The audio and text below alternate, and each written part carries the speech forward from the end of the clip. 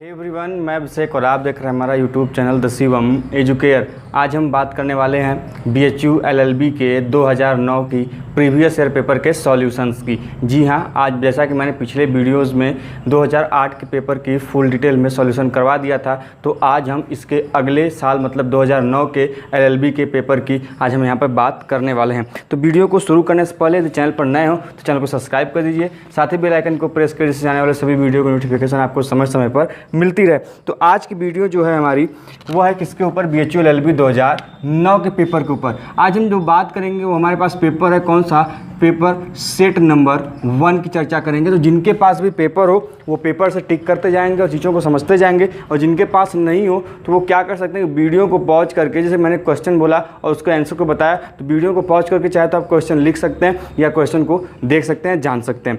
तो आइए आज की वीडियो शुरू करते हैं। सबसे पहला प्रश्न है सेट नंबर 1 का कि संघ की कार्यपालिका का वैधानिक प्रधान, मतलब वैधानिक प्रधान का मतलब है कि संविधान के अनुसार अकॉर्डिंग टू लॉ। तो अकॉर्डिंग टू लॉ की बात करें तो संघ की कार्यपालिका शक्ति का प्रधान कौन होता है, तो वह कौन होता है, राष्ट्रपति होता है। कौन होता है, इसलिए क्वेश्चन नंबर 1 जो है उसका जो सही ऑप्शन होगा वह क्या होगा, 1 सही होगा। क्या होगा कि संघ की कार्यपालिका शक्ति का वैधानिक प्रधान कौन, राष्ट्रपति। यदि पूछ दे कि वास्तविक प्रधान कौन, यह किसकी बात की जा रही है, यह बात की जा रही है किसकी, संविधान के अनुसार, लेकिन वास्तव में किसके में शक्ति नहीं होती है, वह प्रधानमंत्री में होती है।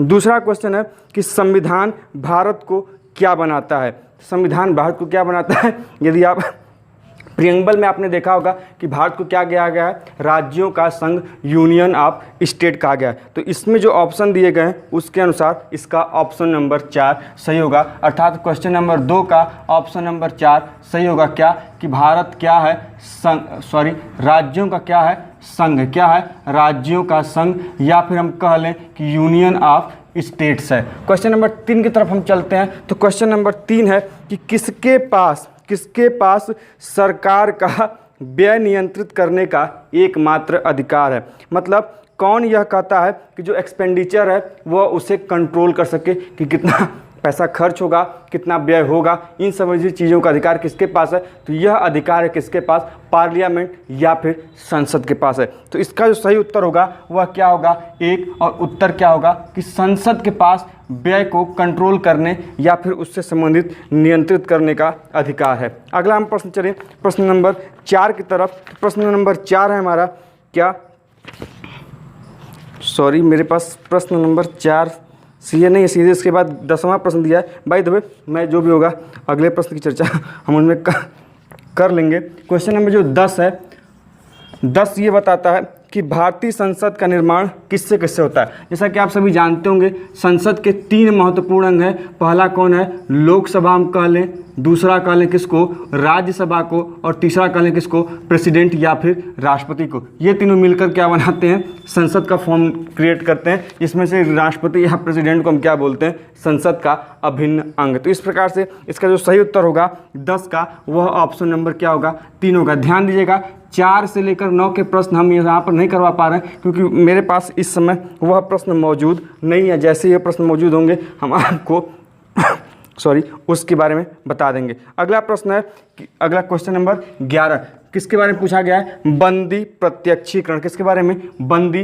प्रत्यक्षीकरण की याचिका जारी की जाती है किसके कारण। देखिए बंदी प्रत्यक्षीकरण में जो वर्ड है बंदी, उसी से पता चल जाता है कि यदि किसी के व्यक्ति को बंदी बनाया गया है वो भी क्या, अवैध तरीके से, तो उसके अवैध बंदीकरण को निरस्त करने के लिए, उसको उस बंदीकरण से स्वतंत्र करने के लिए जो रीट जारी की जाती है वह क्या कहलाती है, बंदी प्रत्यक्षीकरण कहलाती है। अब ध्यान दीजिए तो इसके हिसाब से जो ऑप्शन सही होगा 11वां का वह कौन सा होगा, 1 सही होगा। अब बात करें हम कि जो ये बंदी प्रत्यक्षीकरण है क्या, रीट है। रीट कितने प्रकार की होती है, ध्यान दीजिएगा 5 प्रकार की। और रीट को जारी करने का अधिकार किसके किसके पास है, तो पहली बात सुप्रीम कोर्ट कर सकती है, और दूसरी बात कौन कर सकती है, हाई कोर्ट। सुप्रीम कोर्ट किस अनुच्छेद के तहत करती है, अनुच्छेद 32, और हाई कोर्ट किस अनुच्छेद के तहत करती है, वह करती है आर्टिकल 226 अर्थात अनुच्छेद 226 के अंतर्गत। अगले प्रश्न की तरफ बढ़ते हैं, क्वेश्चन नंबर 12 की तरफ। क्वेश्चन नंबर 12 जो है कि लोकसभा भंग करने की शक्ति किसके पास है। तो लोकसभा को भंग करने की शक्ति किसके पास है? राष्ट्रपति के पास है। किसके पास? राष्ट्रपति के पास लोकसभा को भंग करने की शक्ति है। किसके सलाह पर? प्रधानमंत्री के सलाह पर ही राष्ट्रपति क्या करता है? लोकसभा को भंग करता है। तो इस प्रकार 12वां का जो ऑप्शन सही होगा वह कौन सा होगा? दूसरा सही होगा। अगला प्रश्न है हमारा कि प्रत्यायोजित विधायन से क्या अर्थ है, मतलब कि डेलीगेटेड लेजिस्लेशन से क्या मतलब है? ध्यान दीजिए कि जो कार्यपालिका अधिकारियों द्वारा विधायिका से प्रत्यायोजित शक्ति के तहत बनाई गई विधि होती है उसी को हम क्या बोलते हैं? प्रत्यायोजित विधान, या फिर legislation made by the executive authorities under the power of legislature. इसका ऑप्शन नंबर 13 का क्या सही होगा? 13 क्वेश्चन का ऑप्शन नंबर 4 क्या होगा?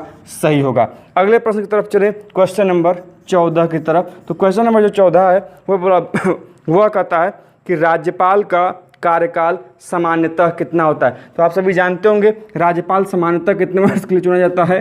5 वर्ष के लिए। कौन नियुक्त करता है इसको? उसको कौन नियुक्त करता है? राष्ट्रपति करता है। क्यों? क्योंकि यह जो राज्यपाल होता है वह केंद्र का क्या होता है? एक प्रकार का एजेंट होता है, या फिर उसके द्वारा नियुक्त व्यक्ति होता है जो राज्यों में कार्य कर रहा होता है। तो इस प्रकार जो इसका सही उत्तर होगा 14वें का वह ऑप्शन नंबर 2 सही होगा, क्या? 5 वर्ष। हम अगले प्रश्न की तरफ बढ़ें, 15वें प्रश्न की तरफ। तो 15वां प्रश्न है कि उच्च न्यायालय का निर्णय क्या? अब ऑप्शन है 4 कि बंधनकारी है, भारत में स्थापित सभी न्यायालयों पर, गलत बात है। बंधनकारी है उच्चतम न्यायालय के अतिरिक्त सभी न्यायालयों पर, गलत है। मतलब कि अगला है बंधनकारी नहीं है, ये भी गलत है। जो ऑप्शन नंबर 1 है कि बंधनकारी है सभी न्यायालयों पर जो उस उच्च न्यायालय के क्षेत्राधिकार के अंतर्गत आते हैं, बिल्कुल सही। तो इसका ऑप्शन नंबर 1 सही होगा। मतलब क्या है इसका? देखिए क्वेश्चन का मतलब है कि मान लीजिए कोई उच्च न्यायालय है तो उस उच्च न्यायालय के अंतर्गत जितने भी क्या आएंगे, उसके क्षेत्र के अधीन न्यायालय आएंगे, यह निर्णय उन्हीं के क्षेत्राधिकार के अंतर्गत आने वाले न्यायालयों पर क्या है? बंधनकारी है। अगला प्रश्न है हमारा क्वेश्चन नंबर 16 कि जब उच्च न्यायालय किसी विधि को मूल अधिकार के विरोध में पाता है तो वह उसको क्या कर सकता है? तो सिंपल सा है, कोई दिक्कत नहीं होनी चाहिए। क्वेश्चन नंबर 16 है, यदि कोई उच्च न्यायालय मूल अधिकार के विरुद्ध में कोई विधि पाता है, कोई नियम पाता है जो कि मूल अधिकारों को क्या कर रहा हो? उल्लंघन कर रहा हो, तो वह उस विधि को क्या कर देगा? शून्य कर देगा। मतलब उसका कोई लीगली इफेक्ट नहीं रहेगा। तो इसका मतलब है क्या? कि ऑप्शन नंबर 2 सही होगा। ध्यान दीजिए। अगला प्रश्न है 17वां, क्या है कि राज्य के नीति निर्देशक तत्व क्या हैं? पहला है कि राज्य के नीति निर्देशक तत्व क्या है? बंधनकारी हैं? बिल्कुल नहीं। यदि बंधनकारी होते तो राज्य को इससे काफ़ी फायदा होता, लेकिन बंधनकारी नहीं है। दूसरा, न्यायालय द्वारा प्रवर्तित हैं, मतलब हम इसको न्यायालय में क्या ले जाकर, इसके मतलब है कि आपके नीति निर्देशक तत्व का हनन हुआ है तो क्या आप इसके विरुद्ध न्यायालय में जा सकते हैं? बिल्कुल नहीं, यह न्यायालय द्वारा प्रवर्तित नहीं है। ऑप्शन नंबर 3, न्यायालय द्वारा प्रवर्तित नहीं है परंतु ऐसा होने पर भी देश के शासन में मौलिक है। मतलब कि not enforceable by the court but are the nevertheless fundamental in growth of country. बिल्कुल सही है ये। ऑप्शन नंबर 17 का क्या होगा? ऑप्शन नंबर 3 सही होगा। अगला प्रश्न है जो हमारा कि राष्ट्रपति किसी मामले में उच्च न्यायालय के परामर्श के लिए निर्देशित कर सकता है। तो इसका ऑप्शन नंबर 18 का क्या सही होगा? 18 का ऑप्शन नंबर 3 क्या होगा? सही होगा। क्या है वह? कि वह तभी परामर्श के लिए निर्देशित कर सकता है राष्ट्रपति उच्च न्यायालय के जब सार्वजनिक महत्व की किसी विधि या तथ्य का प्रश्न मौजूद हो, तब वह सर्वोच्च न्यायालय से सलाह ले सकता है। अगला हमारा प्रश्न है 19वां कि भारत के उच्चतम न्यायालय में कुल कितने राष्ट्रपति होते हैं? उस टाइम के हिसाब से पूछा, कब? 2009 के। लेकिन हमें 2009 के बाद उस हिसाब से तो पहला सही होगा, लेकिन वर्तमान में कितने हैं ध्यान दीजिएगा। उसके हिसाब से ध्यान दीजिए, जो प्रश्न पत्र है उसके हिसाब से पहला ऑप्शन सही होगा, लेकिन वर्तमान में उच्चतम न्यायालय में कुल कितने न्यायाधीश हैं? 33 + 1, ये ध्यान दीजिएगा, जिसमें से एक क्या है? प्रमुख है। 33 क्या है? अन्य की कैटेगरी में आते हैं। क्वेश्चन नंबर 20 की तरफ चलते हैं कि भारत में संपत्ति का अधिकार क्या है? तो भारत में संपत्ति का अधिकार क्या है? यह एक वर्तमान में क्या है? क्या है ये? विधिक अधिकार है, लीगल राइट है हमारा। क्या है? लीगल राइट है। अब हम पूछ रहे यदि आपसे हम कि यह जो संपत्ति का अधिकार है यह इसे कब हटाया गया, तो कब हटाया गया?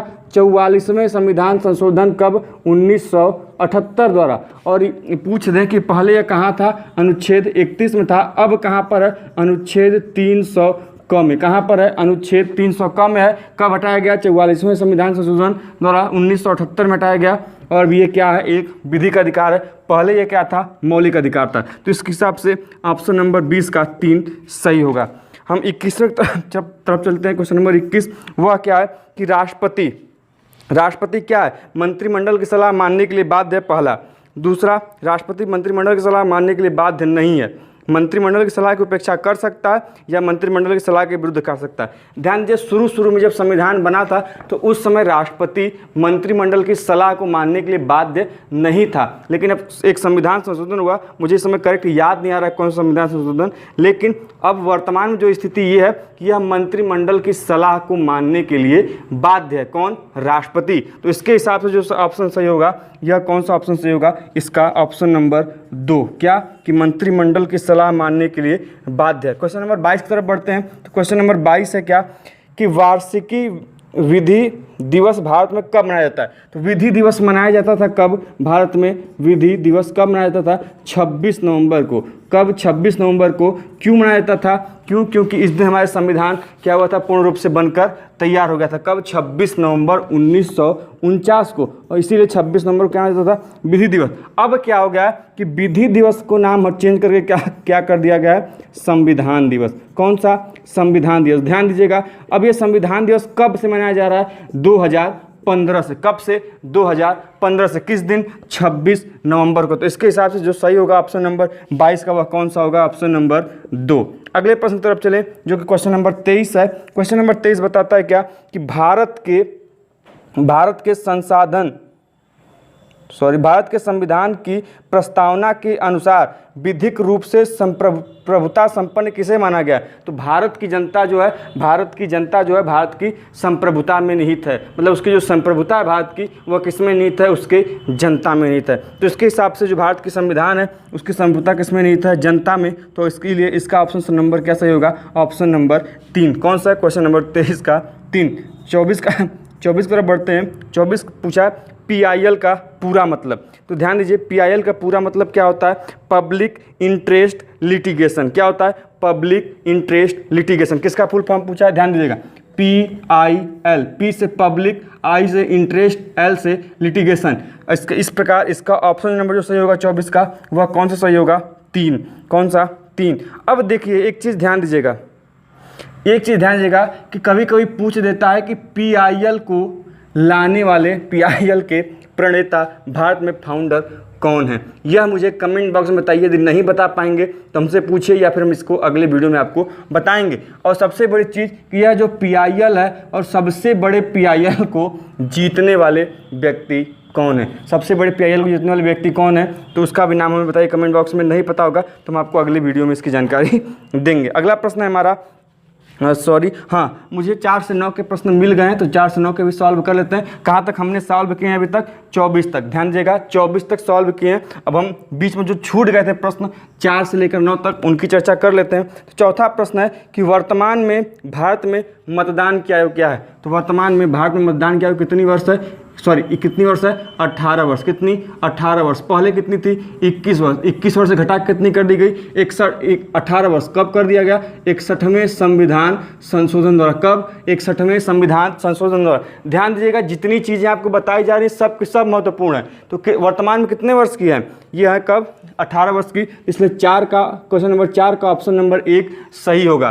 तो ये भी चीज़ याद रखिएगा, 61वें संविधान संशोधन द्वारा 21 से क्या कर दिया गया? 18। जो 5वां प्रश्न है, क्वेश्चन नंबर 5 जो है वह क्या कहता है कि भारत में वैध तरीके से एक बच्चे को गोद कौन ले सकता है? तो वैध तरीके से एक बच्चे गोद कौन ले सकता है? एक हिंदू ले सकता है। कौन? हिंदू लॉ में उत्तराधिकारी को गोद लेने की बात कही गई है। तो इसका ऑप्शन नंबर क्या सही होगा? ऑप्शन नंबर 1 सही होगा। अगले प्रश्न की बात करें जो कि 6वां प्रश्न है, वह कहता है कि संविधान का अनुच्छेद 19(1)(a) क्या प्रदान करता है संविधान के नागरिकों को? तो 19(1)(a) में यदि आप मौलिक अधिकार पढ़े होंगे तो 19(1) हमें बताता है किसके बारे में?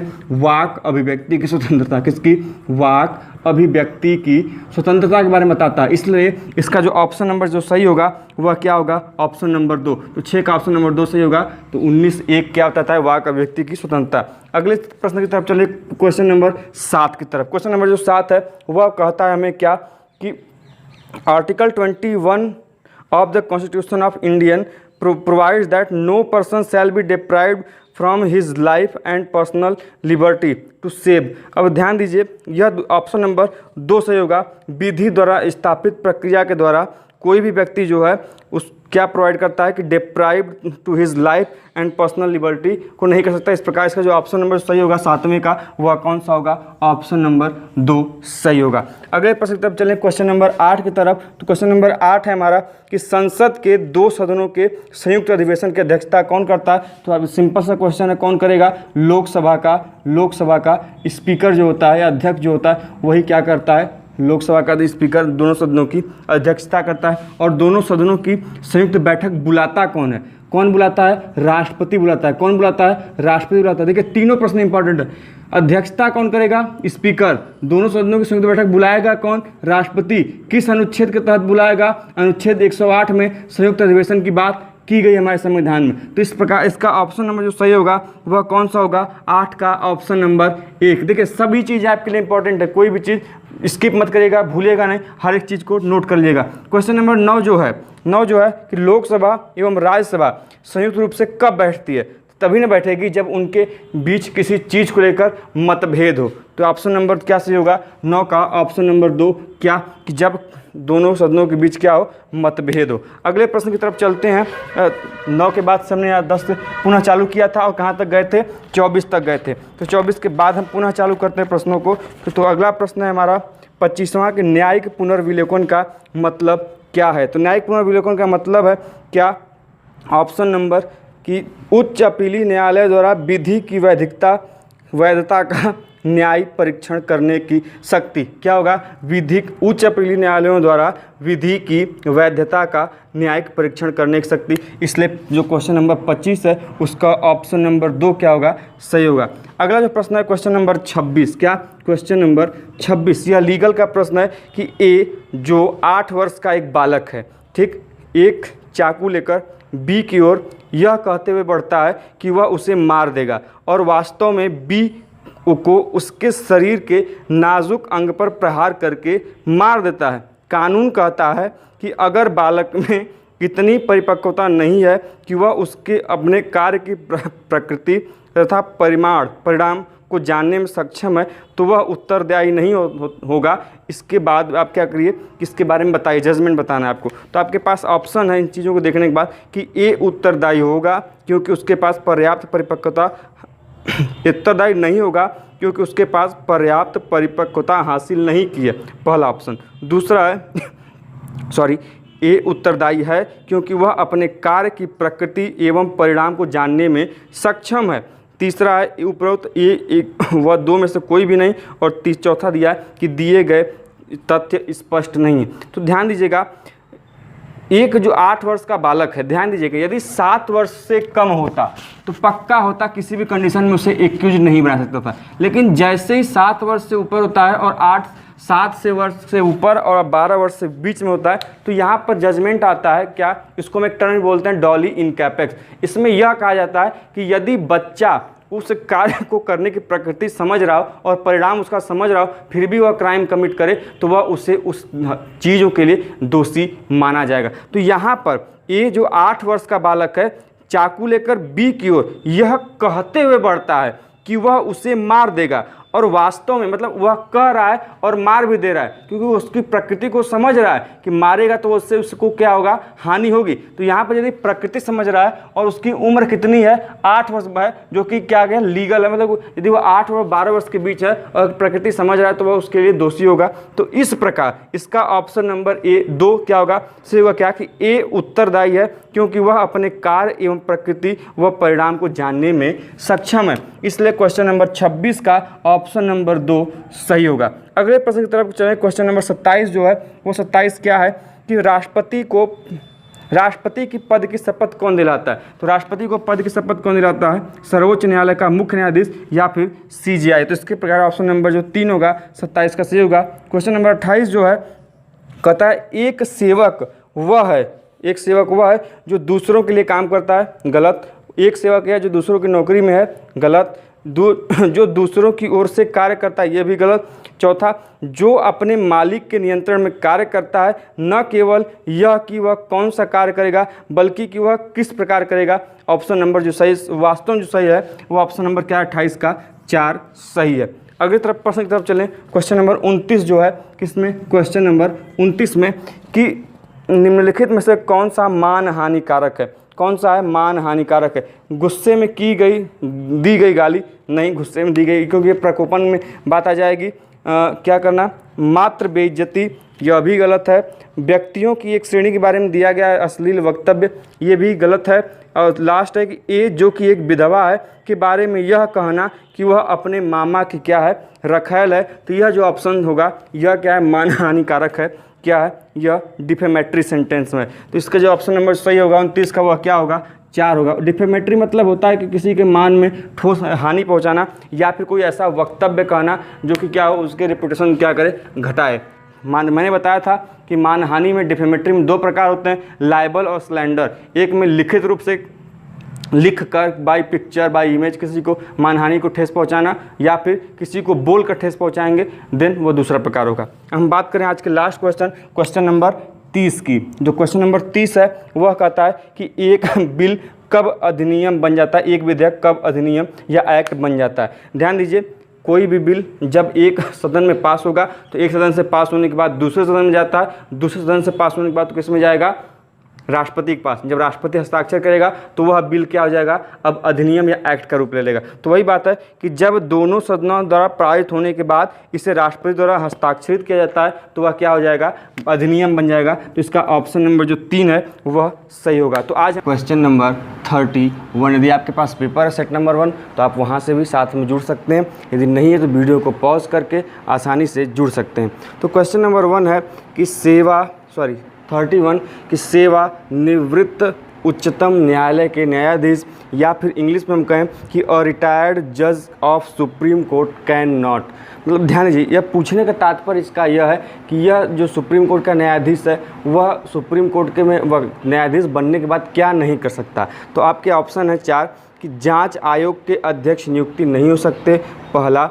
दूसरा है किसी न्यायालय में वकालत नहीं कर सकते, तीसरा विधि आयोग के अध्यक्ष नहीं हो सकते, तीसरा। चौथा है कि राष्ट्रीय मानवाधिकार के अध्यक्ष नहीं हो सकते। तो इसका ऑप्शन नंबर जो 2 है वह बिल्कुल सही होगा। क्या कि यदि सर्वोच्च न्यायालय का न्यायाधीश है, मतलब सुप्रीम कोर्ट का न्यायाधीश है वह, तो वह किसी न्यायालय में वकालत नहीं कर सकता। यदि आपने जुडिशरी का पार्ट पढ़ा होगा तो वहाँ पर सुप्रीम कोर्ट में इन सभी चीज़ों को आपने आसानी से पढ़ा होगा। इसलिए इसका ऑप्शन नंबर क्वेश्चन नंबर 31 का ऑप्शन नंबर 2 क्या होगा? सही होगा कि अ रिटायर्ड जज of supreme court can not be, option number 2, practice before any court. मतलब यदि आप एक बार सुप्रीम कोर्ट के जज बन गए तो आप किसी भी न्यायालय या कोर्ट में प्रैक्टिस नहीं कर सकते। तो आप आंसर टिक लगाइए 31 का, कौन सा? Option number 2। मुझे मैसेज आते रहते हैं, कमेंट आते थे, मैं पढ़ता रहता हूँ। मैं रिप्लाई हालांकि नहीं दे पाता, लेकिन ऐसा नहीं कि मैं आपके कमेंट्स को नहीं पढ़ता हूँ। तो वहाँ पे आया था सर कि क्वेश्चन को इंग्लिश और हिंदी दोनों में बताइए। साथ ही कहा था कि सर जितनी भी चीज़ें उनको क्लियर करते चलिए। हो सकता है कुछ चीज़ें आपकी कन्फ्यूजन में हो, मैं सभी चीज़ों को बताता हूँ। तो आप लोगों ने कहा कि सर चीज़ें क्लियर नहीं हो पा रही, ऑप्शन क्लियर नहीं हो पा रहा है। तो आज आराम से एकदम, कोई हड़बड़ी नहीं, धीरे धीरे करेंगे। मैंने सोचा कि चीज़ों को जल्दी से करते हुए आपके एग्ज़ाम काफ़ी नज़दीक है, लेकिन कोई दिक्कत नहीं, आराम से करेंगे, कोई टेंशन नहीं। अगला क्वेश्चन है क्वेश्चन नंबर 32। क्या? 32। अब हम बात करें 32 क्वेश्चन है कि निम्नलिखित में से कौन एक गणतंत्र का आवश्यक सिद्धांत नहीं है? तो आप क्या है कि which one is not an essential principle of an democracy. इसका जो ऑप्शन दिया गया है कि कार्यपालिका एवं न्यायपालिका का पृथक्करण, दूसरा है विधिक शासन, तीसरा है न्यायपालिका की स्वतंत्रता, चौथा है कार्यपालिका, न्यायपालिका एवं विधायिका का पृथक्करण। जी हाँ, बिल्कुल, जो 32 क्वेश्चन है उसका ऑप्शन 4 सही होगा। क्या होगा? ऑप्शन नंबर 4 सही होगा। ऑप्शन नंबर 4 है क्या? तो वह है कि कार्यपालिका, न्यायपालिका एवं विधायिका का पृथक्करण डेमोक्रेसी के सिद्धांत का पार्ट नहीं है। मतलब कि separation of executive, judiciary and legislation, यह डेमोक्रेसी का पार्ट या प्रिंसिपल, इसेंशियल प्रिंसिपल नहीं है। तो आप लगाएंगे 32 का क्वेश्चन नंबर 4। अगले प्रश्न तरफ चलते हैं। वह क्या है? अगला प्रश्न है क्वेश्चन नंबर 33। वह है कि a contract entered into by a minor, मतलब किसी अवयस्क द्वारा किया गया संविदा क्या होता है? तो मैंने अभी तक, हालांकि मैंने कॉन्ट्रैक्ट पढ़ा रहा हूँ, लेकिन अभी इसके बारे में आगे चर्चा नहीं की है। आज की वीडियो बनाऊंगा कॉन्ट्रैक्ट में कि कौन एलिजिबल है, कौन नहीं है, उसके एसेंशियल एलिमेंट्स कौन से हैं। तो यदि आप नहीं अभी कॉन्ट्रैक्ट नहीं शुरुआत किया हो तो आप मेरे वीडियो को आसानी से समझ सकते हैं। एकदम बेसिक से क्लास शुरू की गई है, आप उसको एकदम आसानी से आराम समझ जाएंगे। तो यदि वीडियो नहीं देखी हो तो चैनल में जाइए आराम से, वहाँ पर इंडियन कॉन्ट्रैक्ट एक्ट 1872 का बेसिक से क्लास शुरू हो चुका है। तो जी हाँ, इसका ऑप्शन नंबर 3 33 का सही होगा कि एक माइनर जो है वह कॉन्ट्रैक्ट यदि करता है तो वह क्या होगा? वायर्ड होगा। मतलब वह चीज़, वह कॉन्ट्रैक्ट क्या माना जाएगा? शून्य माना जाएगा।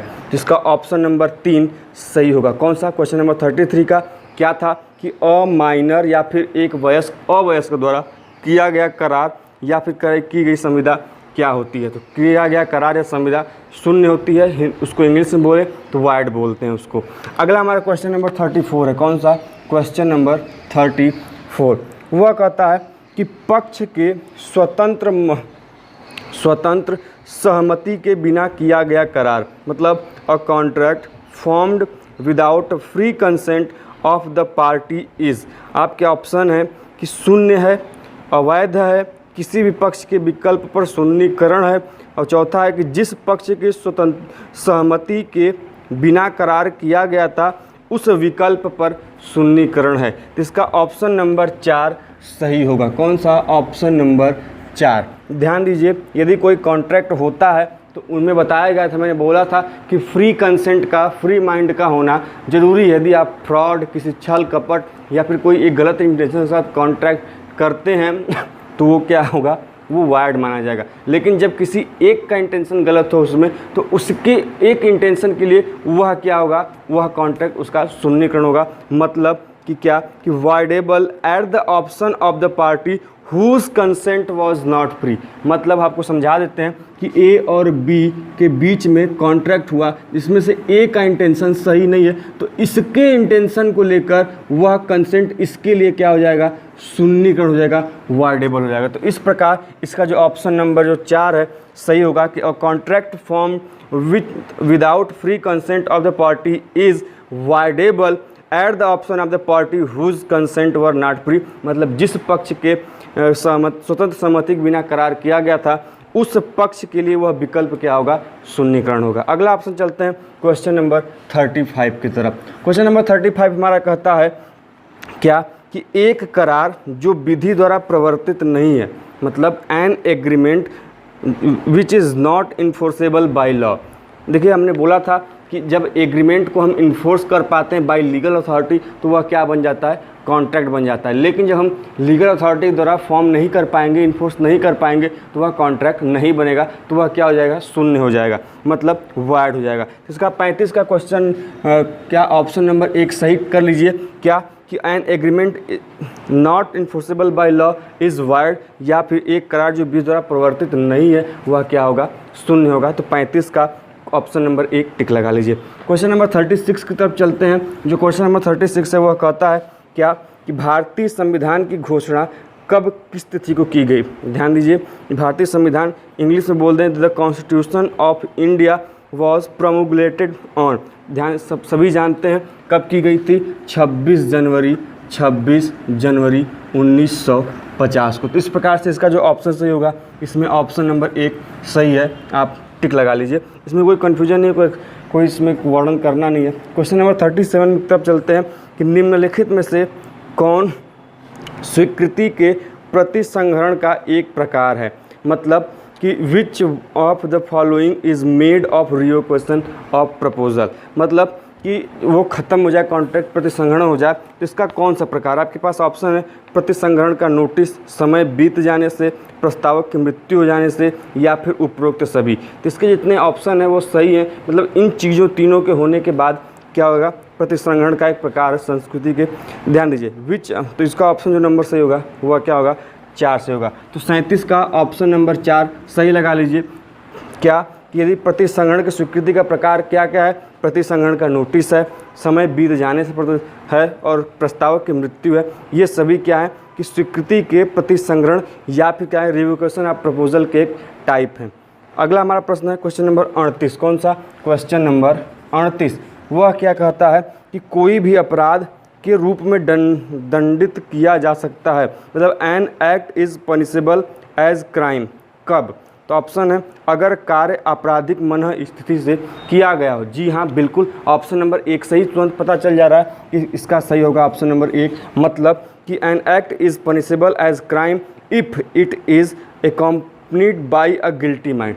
मैंने बोला था कि किसी भी, यदि आपने मेरा क्राइम वाला वीडियो देखा होगा या ऑफेंस वाला, तो उसमें मैंने डिस्क्राइब किया है कि कोई भी चीज़ ऑफेंस या क्राइम कब बनती है, जब एक्टर सीरियस और क्या होगा, मेन सीरियस दोनों एक साथ की गई हो। मतलब कार्य तो करें लेकिन उसके पीछे आपका जो इंटेंशन हो गिल्टी माइंड हो, अर्थात आपको उस कार्य करने के लिए दुराशय आपने स्वयं किया हो। तो वही चीज़ है कि किसी कार्य को करने के लिए दुराशय जो होता है, जो गिल्टी माइंड होती है, तभी कोई चीज़ क्या बनती है, क्राइम बनती है। तो इसीलिए एक्ट प्लस गिल्टी माइंड, ये दोनों चीज़ होगी तभी क्या क्रिएट होगा, तभी क्रिएट होगा क्या, क्राइम। तो यहाँ पे बिल्कुल सही, इसके प्रकार से ऑप्शन नंबर 1 क्या होगा, सही होगा। अगले प्रश्न की तरफ चलते हैं, क्वेश्चन नंबर 39। तो इस देखिए ये सभी चीज़ें जो हैं, 39 क्या है, वह है रीजनिंग का प्रश्न। तो इसे हम नहीं करेंगे, आप स्वयं कर सकते हैं इसे। हमने कहा था हम GK, GS, current affairs, legal, polity, इन सभी क्वेश्चन को करेंगे। क्वेश्चन नंबर जो अब 40 की तरफ चलते हैं। क्वेश्चन नंबर 40 है क्या कि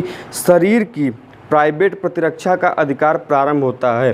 कौन सा? शरीर की प्राइवेट प्रतिरक्षा का अधिकार प्रारंभ होता है। देखिए सेल्फ डिफेंस या प्राइवेट डिफेंस कब आपको कहाँ तक मिलता है? यदि आपने प्राइवेट डिफेंस की बात सुनी होगी तो वह कहाँ तक आपको मिलता है, राइट टू प्राइवेट डिफेंस, तो वह कहाँ तक मिलता है? देखिए जितने तक आपको संभावना हो, यदि उसको लग रहा है कि वह आपको चाकू मारेगा तो उसको भी आप उससे बचने के लिए उतने ही तक का कुछ करते। जैसे कि आपको कोई एक थप्पड़ मारे तो आपको उसके रिप्लाई में कहाँ तक उपयुक्त है, उसको भी एक थप्पड़ मारने तक उपयुक्त है। ये होता है राइट ऑफ प्राइवेट डिफेंस, मतलब आपको अपने आप को बचाने के लिए जो डिफेंस दिया गया है, जो लॉ में अपवाद है, तो उसके लिए जितना अगले से क्षति की क्या हो आशंका को मुझे इतना क्षति पहुंचा सकता है, तो उतने तक ही आप उसको रिप्लाई कर सकते हैं एज ए डिफेंस में, लेकिन उससे ज़्यादा नहीं। पता चले वह एक थप्पड़ मारे तो उठ के उसको क्या करो, मर्डर कर दो उसका, तो ये राइट ऑफ प्राइवेट डिफेंस में नहीं आएगा। तो वही चीज़ है, इसका ऑप्शन नंबर 1 से होगा कि जब क्षति की युक्त आशंका हो, या फिर व्हेन देयर इज़ रीजनेबल क्या है, apprehensions of any harm to the body. इसका ऑप्शन नंबर 1 सही कर लीजिए। 40 का ऑप्शन नंबर 1 सही होगा। अगले प्रश्न की तरफ चलते हैं। अगला प्रश्न जो 41वां है वह भी क्या है, रीजनिंग का है, इसको नहीं किया जाएगा। क्वेश्चन नंबर 42 की तरफ चलते हैं। क्वेश्चन नंबर 42 की तरफ, 42 का आता है हमारा क्वेश्चन नंबर कि एक दुकान की खिड़की पर दाम के लेबल के साथ प्रदर्शित वस्तुओं से आशय, यदि आप किसी दुकान में जानते होंगे तो ये लिस्ट लगी होती है कि इस वस्तु का इतना क्या है प्राइस है, इसका इतना है, या फिर कोई ऑफर आता है तो आपके सामने वो चिपका हुआ रहता है। तो वो है क्या? तो वो कर रहा एक प्रस्ताव है, काउंटर ऑफर है, एक ऑफर है, एक क्या प्रस्ताव की स्वीकृति है, मतलब एन एक्सेप्टेंस ऑफ ऑफर है, या फिर एक इन्विटेशन का ऑफर है, प्रस्ताव का एक ऑफर है। ध्यान दीजिए, तो यह जो ऑप्शन सही होगा इसके हिसाब से कि यह एक इनविटेशन दिया जा रहा है, एक इनविटेशन का ऑफर, जो ऑफर है उसके लिए आपको इनवाइट किया जा रहा है कि ये चीज़ें आपको इतने में मिलेगी, और वो क्या है, एक इनविटेशन है एज ए प्रोफॉर्मा। तो आपका ऑप्शन नंबर जो सही होगा 42वां का, वह 4 सही होगा। क्या? यदि आप उसको इंग्लिश वाला ऑप्शन से लगाएंगे तो आसानी से आपको समझ में आ जाएगा कि एन इन्विटेशन टू ऑफर, मतलब आपको ऑफर के लिए इन्वाइट किया जा रहा है वह। तो इसका ऑप्शन नंबर 4 सही कर लीजिए। क्वेश्चन नंबर 43 की तरफ चलते हैं।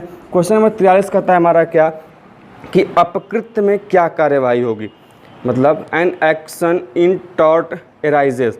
देखिए अपकृत्य में कार्यवाही क्या होती है, जब आपका विधिक अधिकारों का उल्लंघन होता है या कोई डैमेज होता है तभी टॉर्ट की कार्यवाही होती है, जिसमें ऑप्शन नंबर है कि अगर विधिक अधिकार का उल्लंघन हुआ, ऑप्शन नंबर 1।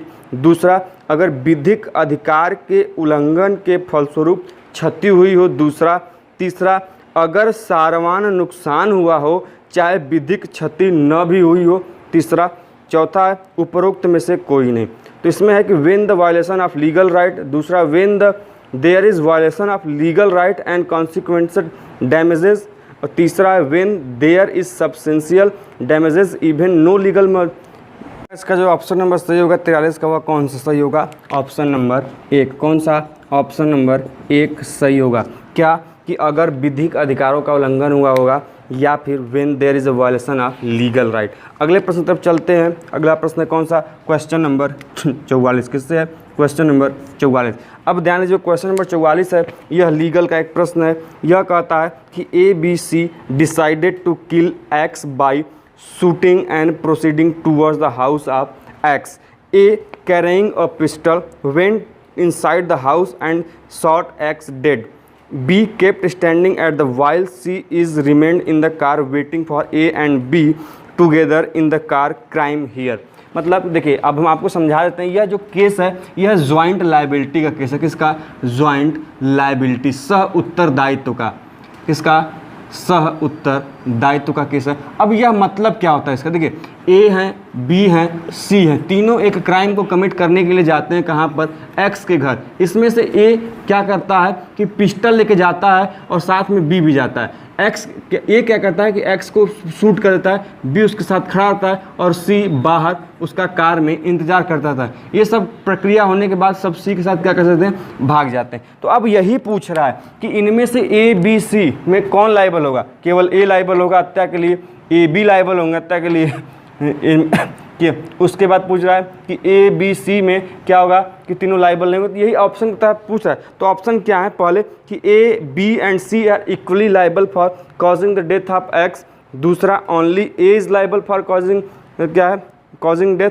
तीसरा है only A and B are liable for the causing death. चौथा, A is liable for the causing death but B and C are liable as a abettor. तो इसका जो सही उत्तर होगा वह सही उत्तर होगा ऑप्शन नंबर 1। क्या कि ए, बी और सी तीनों क्या होंगे? हत्या के लिए दोषी होंगे। क्यों? क्योंकि जॉइंट लायबिलिटी केस कहता है कि यह हालांकि किसी एक के द्वारा किया गया है कार्य, लेकिन साथ में दो बंदों ने यहाँ पर क्या किया? उसके साथ दिया क्राइम को कमिट करने के लिए। तो जॉइंट लायबिलिटी केस में ही होता है कि कार्य यदि किसी एक बंदे के साथ किया जा रहा हो, लेकिन उस क्राइम को कमिट करने के लिए जितने व्यक्ति उसके साथ हैं, तो वह जो व्यक्ति एक कार्य कर रहा है वह कार्य बाकी अन्य का भी कार्य माना जाएगा। मतलब ए ने यहाँ हले ही क्या किया? एक्स को शूट किया, मारा उसको, लेकिन फिर भी बी और सी भी सेम लायबल होंगे उसके हत्या के लिए। तो इसका ऑप्शन नंबर 1 से होगा क्या कि ए, बी और सी समान रूप से हत्या के दोषी होंगे। अगले प्रश्न की तरफ चलते हैं। अगला प्रश्न क्या है कि अगला प्रश्न रीजनिंग का है। उसके बाद अगला जो हमारा प्रश्न है वह कौन सा? यह 44 में थे, 45वां रीजनिंग का है, 46वां भी रीजनिंग का प्रश्न है। 1 मिनट, नहीं, 46वां जो प्रश्न है वह कहता है क्या कि किसी अंतर्राष्ट्रीय विधि की व्याख्या सकारात्मक अंतर्राष्ट्रीय नैतिकता के रूप में किसने की? यह आपका अंतर्राष्ट्रीय न्याय इंटरनेशनल लॉ से संबंधित प्रश्न है आपका। इसका जो सही ऑप्शन होगा वह ऑप्शन नंबर 3 होगा। क्या? ऑस्टिन ने। ऑस्टिन ने क्या किया था कि इंटरनेशनल लॉ को as a positive international morality के रूप में क्या किया था? डिस्क्राइब किया था। किसको? इंटरनेशनल लॉ को as a positive international morality के रूप में। किसने? ऑस्टिन ने। इस प्रकार इसका ऑप्शन नंबर जो सही होगा 3 सही होगा। अगले प्रश्न की तरफ चलते हैं, क्वेश्चन नंबर 47 की तरफ। जो क्वेश्चन नंबर 47 है वह क्या कह रहा है कि जेड एक गंभीर बीमारी से पीड़ित है। ए एक सर्जन यह जानते हुए कि उसका ऑपरेशन से जेड क्या हो सकता है? मर सकता है, फिर भी वह जेड का ऑपरेशन उसकी सहमति से करता है ताकि उसे उस बीमारी से छूट दिलाई जा सके, निजात दिलाई जा सके। तो पूछ रहा है जेड ने यहाँ क्या किया? यदि जेड मर गया तो वहाँ पर जेड ने कोई क्राइम किया, हत्या किया, तो तो वही केसेस पूछ रहे हैं। तो ऑप्शन जो दिए गए हैं कि मृत्यु कारित करने का दोषी नहीं होगा क्योंकि सद्भावपूर्वक जेड के फायदे के लिए कार्य किया गया था, ऑप्शन नंबर 1। ऑप्शन नंबर 2 है कि दोषी होगा क्योंकि वह जानता था मृत्यु की संभावना है, ऑप्शन नंबर 2। ऑप्शन नंबर 3 है यहाँ पर कि दोषी नहीं होगा क्योंकि जेड की सहमति से किया गया। चौथा, दोषी होगा क्योंकि परिणाम की वह परिवार किए बगैर कार्य किया। ध्यान दीजिए, जब डॉक्टर और पेशेंट का रिलेशन आता है तो उसको हम बोलते हैं कौन सा रिलेशनशिप, वह बोलते हैं फिड्यूसरी का। कौन सा? फिड्यूसरी मतलब ट्रस्ट का रिलेशनशिप होता है उनके बीच में।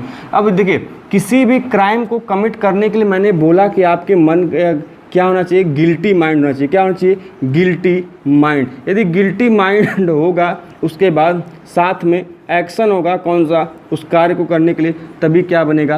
क्राइम बनेगा। यहाँ एक्शन तो हो रहा है लेकिन साथ में गिल्टी माइंड नहीं है। मैंने बोला कि जब तक किसी कार्य को करने के लिए इंटेंशन गलत ना हो, गिल्टी माइंड ना हो, तब तक वह क्राइम नहीं हो सकता। तो यहाँ पर उस डॉक्टर के द्वारा उस जेड के इलाज के लिए सद्भावनापूर्वक उसकी सहमति से कार्य किया गया, इसलिए वह लायबल नहीं होगा। तो इस प्रकार इसका आंसर जो सही होगा वह आंसर नंबर 1 सही होगा 47 का। अगले प्रश्न की तरफ चलते हैं, क्वेश्चन नंबर 48 की तरफ कि भारत के राष्ट्रपति के निर्वाचन संबंधित कोई भी विवाद होता है तो वह कहाँ प्रस्तुत किया जाता है। ध्यान दीजिए, यदि हम आपने राष्ट्रपति उपराष्ट्रपति का निर्वाचन पढ़ा होगा तो राष्ट्रपति और उपराष्ट्रपति के निर्वाचन से संबंधित कोई भी विवाद उत्पन्न होता है तो उसको कौन सॉल्व करता है? वह करता है कौन? Supreme court. कई लोग ऑप्शन में टिक लगा कर आएंगे क्या? निर्वाचन आयोग। सोचेंगे निर्वाचन की बात है, निर्वाचन आयोग बना ही है तो क्यों ना हम निर्वाचन आयोग लगाएं कि निर्वाचन आयोग इसको सॉल्व करेगा। नहीं, ध्यान दीजिएगा, एकदम रट लीजिएगा। राष्ट्रपति और उपराष्ट्रपति का निर्वाचन संबंधित कोई भी विवाद होता है तो उसको सुलझाएगा कौन? सुप्रीम कोर्ट या फिर सर्वोच्च न्यायालय। इसका ऑप्शन 2 सही होगा। कौन सा? ऑप्शन नंबर 48 का 2 सुप्रीम कोर्ट सही करेगा। अगला प्रश्न है क्वेश्चन नंबर 49। कौन सा? Question number 49। यह कहता है कि प्रायः कहा जाता है कि हमारे संविधान के रचयिताओं के चिंतन की चाबी निहित है, या फिर कि it is often said that the key of the minds of the maker of the constitution lies as. कहाँ पर? प्रियम्बल में।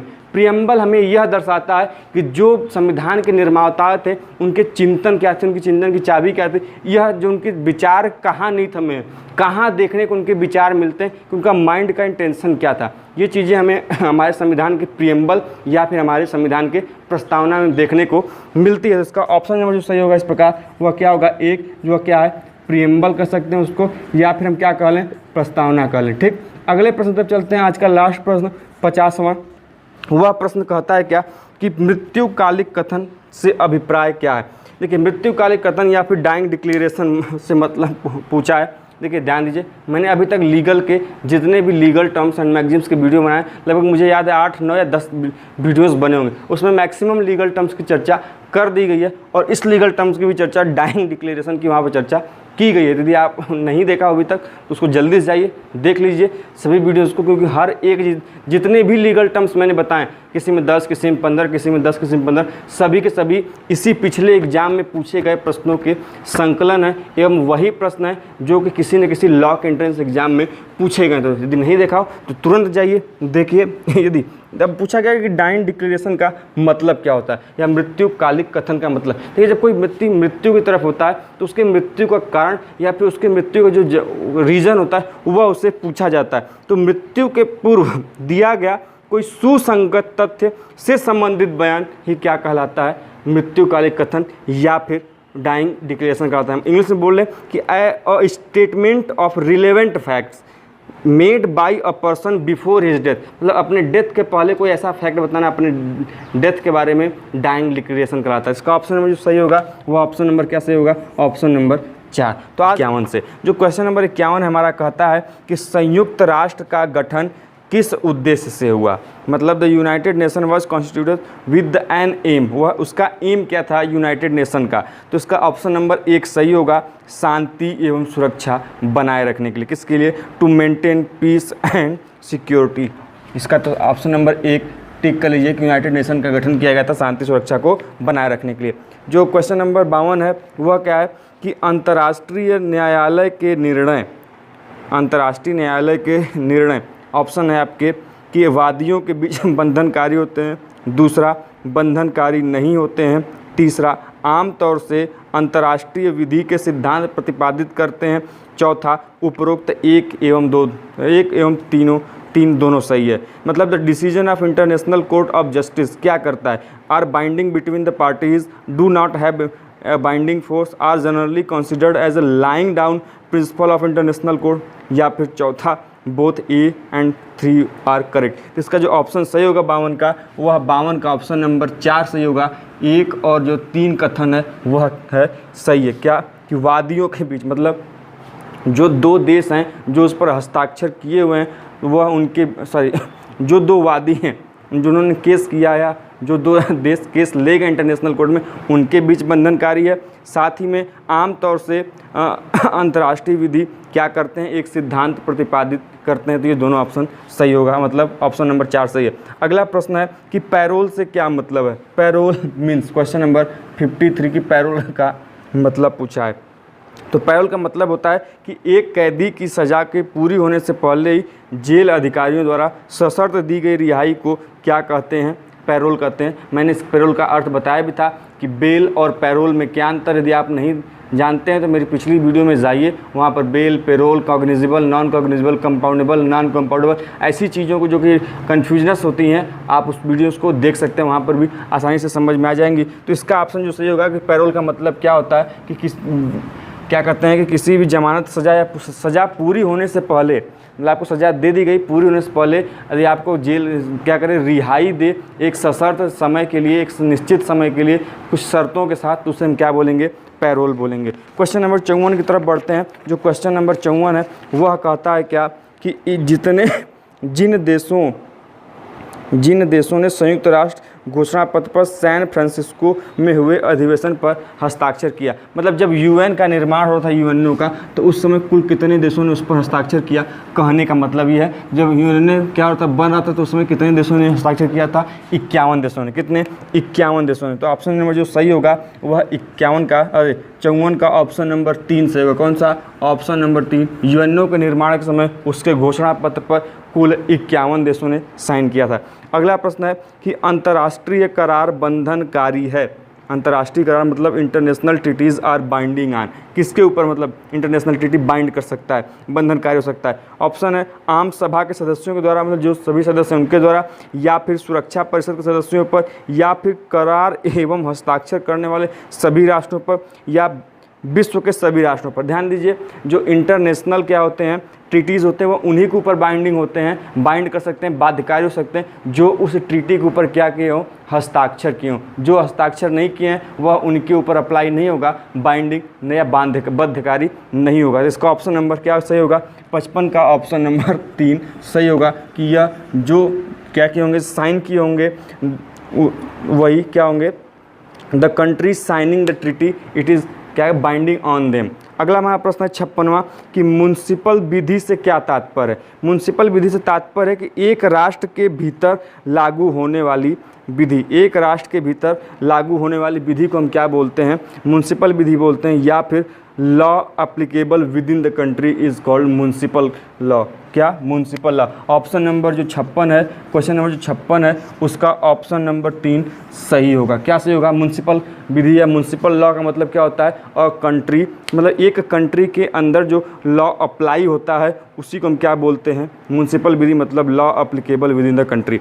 अगले प्रश्न की तरफ चलते हैं कि किस घटना ने आधुनिक राज्य की प्रणाली के विकास में महत्वपूर्ण योगदान दिया।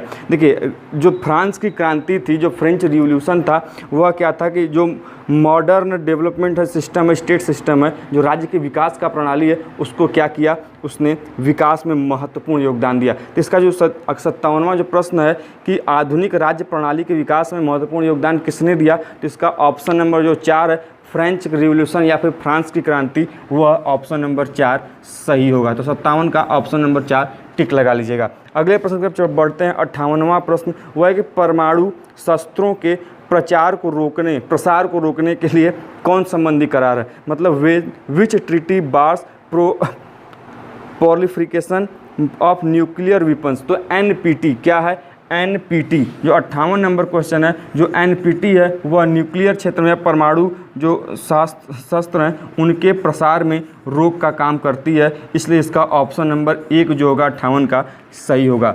अगला हमारा प्रश्न है 59वां, क्या कि संयुक्त राष्ट्र परिषद के स्थायी अध्यक्ष की, संयुक्त राष्ट्र सुरक्षा परिषद के स्थायी अध्यक्षों को पूछा है, पांचों के नाम दिए गए हैं अलग अलग में, कौन कौन से हैं। तो देखिए जो कितने सदस्य होते हैं सुरक्षा परिषद के, 15 में जो 5 होते हैं वह स्थायी होते हैं और 10 क्या होते हैं, अस्थायी होते हैं। और ये 10 में से चुने जाते हैं कितने वर्ष के लिए, 2 वर्ष के लिए, हर 2 वर्ष के लिए एक सदस्य चुना जाता है, जिसमें कुल कितने 10 अस्थायी 5 स्थायी। तो इसी 5 स्थायी की बात किया है, कौन कौन से होते हैं। देखिए आप इसको याद कर सकते हैं, ACER, एसर का फैन, एसर का फैन मतलब A से अमेरिका, C से चीन, E से इंग्लैंड और R से रूस और F से फ्रांस। ये पांचों क्या हैं, इस सुरक्षा परिषद के स्थायी सदस्य हैं। इस प्रकार 59 का ऑप्शन नंबर जो 3 होगा सही होगा। अगले प्रश्न की तरफ चलते हैं। प्रश्न नंबर क्या है हमारा 60, क्या है प्रश्न नंबर 60 क्या कहता है हमारा प्रश्न कि the electrical college for presidential of India consist of, तो वो कहता है कि मतलब कि राष्ट्रपति के निर्वाचन में कौन कौन भाग ले सकते हैं। तो संसद के दोनों सदनों के निर्वाचित सदस्य, या फिर संसद के दोनों सदनों के सदस्य, या फिर संसद के दोनों सदन एवं मंत्रिपरिषद, या फिर संसद के दोनों सदनों तथा राज्य विधान सभाओं के निर्वाचित सदस्य। तो मेरे हिसाब से सही होगा ऑप्शन नंबर 3, संसद के दोनों सदनों के निर्वाचित सदस्य, ऑप्शन नंबर 3 सही होगा। अगला हमारा प्रश्न है क्वेश्चन नंबर 61, वह कहता है कि कोई विधेयक धन विधेयक है, इस बात का निर्णय कौन करता है। मतलब who decided are as whether a bill is money bill और नॉट, मतलब कौन डिसाइड करेगा कि कोई बिल मनी बिल है कि धन विधेयक है कि नहीं है। तो जो लोकसभा का स्पीकर होता है उसके पास ये पावर होती है कि कोई बिल मनी बिल है या फिर धन विधेयक है कि नहीं, वह डिसाइड करता है। तो इसके हिसाब से जो ऑप्शन नंबर सही होगा 61 का ऑप्शन नंबर 2 कि मनी बिल को कौन डिसाइड करता है, लोकसभा स्पीकर डिसाइड करता है। अगले प्रश्न की तरफ चलें, क्वेश्चन नंबर 62 की तरफ। जो क्वेश्चन नंबर 62 है वो हमारा कहता है कि विधि शासन से क्या तात्पर्य, मतलब रूल ऑफ लॉ का क्या मीन्स है। देखिए रूल ऑफ लॉ का मतलब होता है रूल अकॉर्डिंग टू लॉ, या फिर सुप्रीमेसी ऑफ लॉ, या अब्सेंस ऑफ एरिबिट्रेंस, और चौथा है ऑल ऑफ द एबव, मतलब विधि अनुसार शासन, विधि की सर्वोच्चता, मनमानी शक्ति का अभाव, या फिर उपरोक्त सभी। तो रूल ऑफ लॉ में ये तीनों चीज़ें आएंगी, मतलब आपका ऑप्शन सही होगा 62 का ऑप्शन नंबर 4 सही होगा। अगले प्रश्न की तरफ चलें, क्वेश्चन नंबर 63 की तरफ। तो अगला प्रश्न है हमारा कि नैसर्गिक न्याय के सिद्धांत हैं, प्रिंसिपल ऑफ नेचुरल जस्टिस क्या है। देखिए पहला है कि किसी को बिना सुने दंडित नहीं करना, दूसरा है कोई भी व्यक्ति अपने ही मामले में स्वयं न्यायाधीश नहीं बन सकता, तीसरा मनमानी शक्ति का उपयोग नहीं करना, और चौथा है 1 एवं 2 दोनों। तो इसका ऑप्शन नंबर 4 सही होगा कि किसी को बिना सुने दंडित नहीं करना और कोई व्यक्ति अपने मामले में स्वयं न्यायाधीश नहीं बन सकता, यही नैसर्गिक का सिद्धांत है, नेचुरल जस्टिस का थ्योरी है, सिद्धांत है। तो इसके हिसाब से 63 नंबर क्वेश्चन है उसका ऑप्शन नंबर 4 सही होगा। क्वेश्चन नंबर 64 की तरफ चलते हैं। क्वेश्चन नंबर 64 कहता है कि निम्नलिखित में से किस विधायिका में एक गैर सदस्य पीठासीन अधिकारी होता है। मतलब कि in which of the following legislature a non member can be the president. देखिए जो राज्यसभा होता है उसका सभापति उसका सदस्य नहीं होता, बल्कि उपराष्ट्रपति उसका सदस्य क्या होता है, सभापति होता है। इसलिए जो राज्यसभा का सभापति होता है वह उसका मेंबर नहीं होता, वह उसका प्रेसिडेंट होता है, उसमें मेंबर नहीं होता। इसलिए जो इसका सही उत्तर होगा 64 का वह कौन सा होगा, ऑप्शन नंबर 2 क्या, राज्यसभा। अगले प्रश्न तरफ चलते हैं, क्वेश्चन नंबर 65 की तरफ। क्वेश्चन नंबर 65 कहता है हमारा कि राष्ट्रीय मानवाधिकार आयोग की स्थापना का उद्देश्य क्या है। National Human Rights Commission has been established with the objective, किस ऑब्जेक्टिव के साथ नेशनल ह्यूमन राइट्स कमीशन का इस्टेब्लिशमेंट किया गया, स्थापना किया गया। तो सबसे सही उत्तर होगा इसका क्या, ऑप्शन नंबर 2 नागरिक स्वतंत्रता का संरक्षण। जो नागरिकों को स्वतंत्रता दी गई है उनके संरक्षण के लिए, या फिर protect the civil liberties of the citizens, मतलब ऑप्शन नंबर 2 65 का सही होगा। अगले प्रश्न तक चलते हैं, क्वेश्चन नंबर 66। क्वेश्चन नंबर 66 क्या कहता है इसको देख लेते हैं। क्वेश्चन नंबर 66 कहता है कि दुष्प्रेरक ऐसा व्यक्ति है, एन एबेटर इज़ अ पर्सन। मैंने एबेटर बताया था, एबेटर क्या होता है, जो अपराध में बढ़ावा दे। तो ऑप्शन को भी देख लेते हैं। जो दूसरों को अपराध करने के लिए उकसाता है, बिल्कुल सही। जो अपराध करने के षड्यंत्र में शामिल होता है, ये बात भी ठीक है। जो सआशय दूसरों को अपराध करने में सहायता प्रदान करता है, तो तीनों ऑप्शन सही हैं। और लास्ट में ऑप्शन दिया है उपरोक्त सभी। तो इस प्रकार इसके ऑप्शन सिंपल सी बात है, कौन सही होगा? चौथा कि एक एबेटर जो क्या करता है, किसी को उकसाता है या किसी को कार्य करने में सहायता प्रदान करता है, या फिर कुछ ऐसा दूसरों को क्या करता है कि उसके षड्यंत्र में शामिल होता है। तो ये तीनों ऑप्शन क्या होंगे? सही होंगे। इस प्रकार इसका जो ऑप्शन नंबर 4 होगा 66 का, वह क्या होगा? सही होगा। 67वां जो प्रश्न है हमारा, वह क्या कहता है कि अभियुक्त द्वारा की गई संस्कृति वैध है अगर, मतलब a confession made by accused is valid if, यदि यह जो कथन है उसका, यह यदि किसी मजिस्ट्रेट के सामने दिया गया होगा तो वह वैलिड होगा। या फिर जो उसने कहा कि यह एक पुलिस के समक्ष अधिकारी द्वारा दी गई होगी।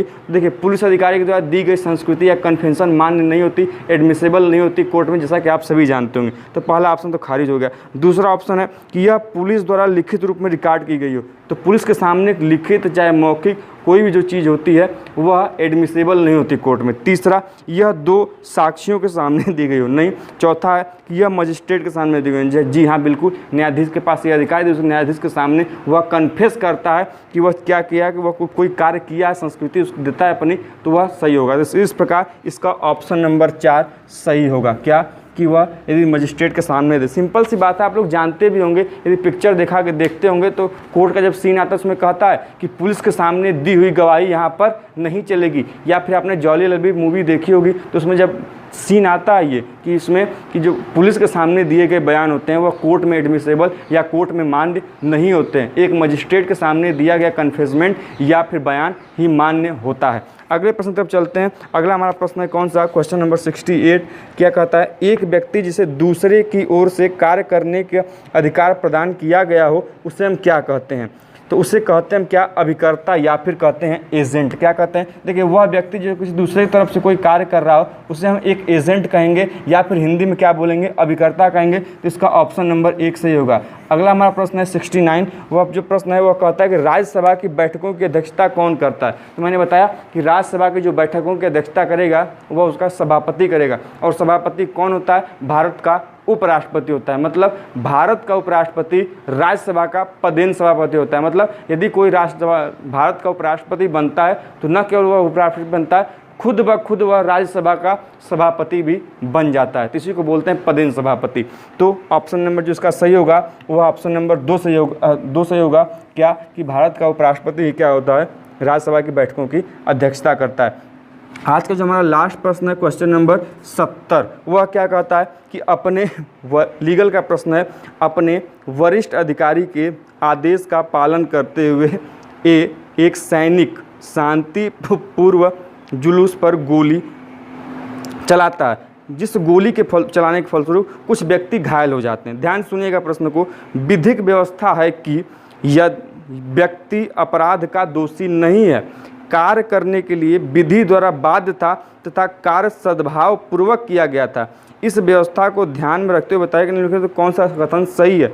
ए दोषी नहीं है क्योंकि वह अपने अधिकारी के आदेशों का पालन करने के लिए बाध्य था, पहला ऑप्शन। दूसरा ऑप्शन कहता है कि ए दोषी है क्योंकि वह अपने अधिकारी के अवैध आदेशों का क्या कर रहा है? पालन कर रहा है, जिसके लिए वह बाध्य नहीं है। तीसरा कहता है ये दोषी नहीं है क्योंकि उसकी आपराधिक मन स्थिति नहीं थी। चौथा है उपरोक्त 1 एवं 3 दोनों। देखिए, जब भी आप कोई कार्य करने जाएं तो आप सद्भावना, ठीक है आपके अधिकारी ने यहाँ पर आदेश दिया, लेकिन इसमें दिया गया ऑप्शन 1 पढ़ेंगे तो शांतिपूर्वक जुलूस की बात की गई है। तो शांतिपूर्वक जुलूस में गोली मारने की बात, गोली चलाने की बात नहीं आएगी। यदि अधिकारी दे भी रहा है तो आपकी जो स्थिति है, जो आपकी सद्भावना कहता है कि आप उन पर गोली नहीं चलाएंगे, अर्थात यहाँ पर जो अधिकारी द्वारा दिया गया वक्तव्य वह क्या है? अवैध है, तो आप उसको मानने के लिए बाध्य नहीं है। तो इसलिए ऑप्शन नंबर 2 सही होगा। क्या? कि ए दोषी नहीं है क्योंकि वह अपने अधिकारी के अवैध आदेशों का पालन करने के लिए बाध्य नहीं था। तो इसीलिए ये यहाँ पर दोषी है, क्योंकि वह उसके मानने के लिए बात नहीं, तो वह चाहता तो उस पर फायर नहीं करता, लोगों की जान नहीं जाती। इसलिए इसका 70 का ऑप्शन नंबर 2 सही होगा। तो आज क्वेश्चन नंबर 71 या फिर 71 क्वेश्चन कहता है कि विश्व पर्यावरण दिवस कब मनाया जाता है। तो आप सभी को पता है विश्व पर्यावरण दिवस मनाया जाता है कब, वह मनाया जाता है 5 जून को। तो वर्ल्ड इन्वायरमेंट डे कब मनाया जाता है 5 जून को। तो इसके हिसाब से ऑप्शन नंबर जो 3 होगा वह सही होगा। क्वेश्चन नंबर 72 की तरफ चलते हैं। क्वेश्चन नंबर 72 कहता है कि हरित क्रांति से क्या अभिप्राय है, मतलब ग्रीन रिवोल्यूशन से क्या मतलब निकलता है। तो ग्रीन रिवोल्यूशन सिंपल सी बात है, जानते होंगे सभी लोग, इसमें कोई परेशानी नहीं होनी चाहिए।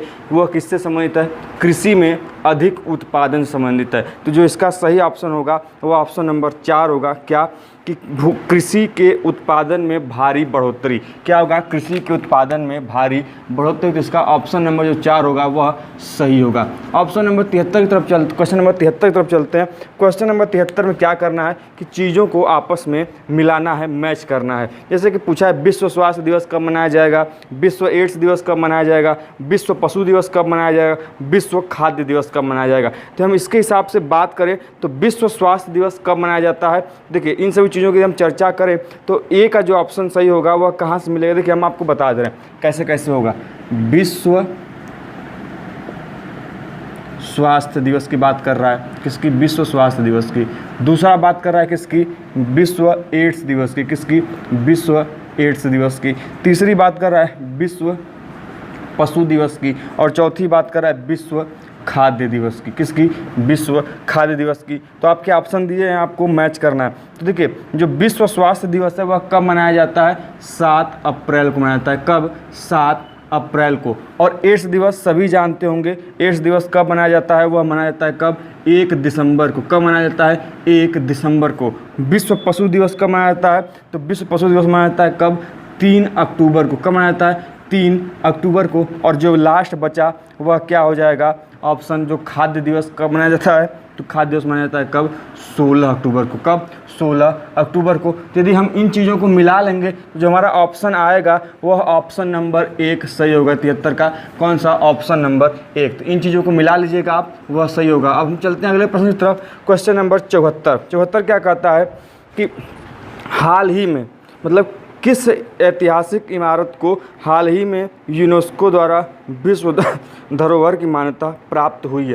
मतलब 2000 प्रश्न का है, तो 2009 का प्रश्न है। तो 2009 के आसपास लाल किला को क्या किया गया था, आप यूनेस्को में शामिल किया गया था एक धरोहर की सूची में। तो इसका जो सही उत्तर होगा तो वह क्या होगा, लाल किला, अर्थात 74 का ऑप्शन नंबर 3 कि लाल किला को 2009 के आसपास ही हाल ही में क्या किया गया था, उस समय यूनेस्को के धरोहर सूची में शामिल किया गया था। अगले प्रश्न की तरफ चलते हैं। क्वेश्चन नंबर 75 के, कौन सा, क्वेश्चन नंबर 75। वह कह रहा है 75 क्वेश्चन कि एक स्थान का अक्षांश जो भूमध्य रेखा पर स्थित है होगा, मतलब latitude of a place situated on equator. देखिए कोई भी चीज़ जो भूमध्य रेखा पर होगी या फिर क्या होगा, इक्वेटर पर होगा, उसका जो डिग्री या मापन होता है वो कितना होता है, 0। ठीक है, इक्वेटर पे चीज़ें कहाँ कोई क्या होती हैं, 0 होती हैं। इसमें ऑप्शन दिया भी है 0 डिग्री, कितना होगा, 0 डिग्री अक्षांश होगा। तो इस प्रकार इसका ऑप्शन नंबर 1 क्या होगा, सही होगा।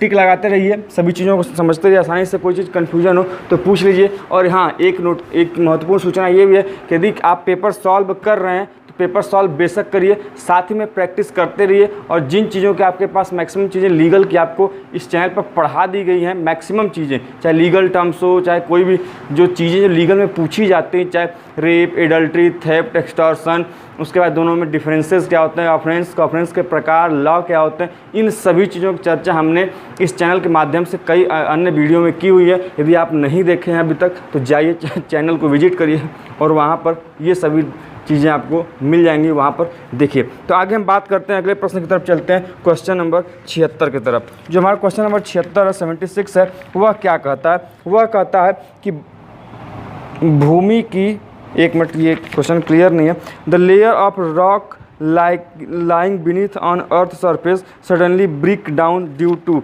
किसके कारण टूट जाती है, तो वह ज्वालामुखी।